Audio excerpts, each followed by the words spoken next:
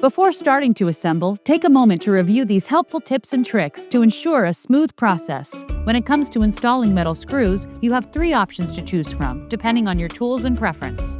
Using a screwdriver, begin by placing the screw and apply downward pressure. Rotate the screwdriver until the screw is embedded slightly into the plastic.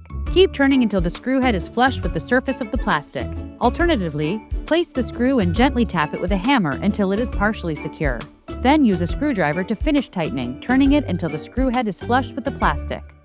Lastly, you can use an electric drill. Start by aligning the screw and guiding it with your fingers. Slowly engage the drill to get the screw started. Hold the plastic steady and continue drilling until the screw is flush with the surface. Be cautious with this method. Avoid over-tightening by stopping as soon as the screw head is flush with the plastic.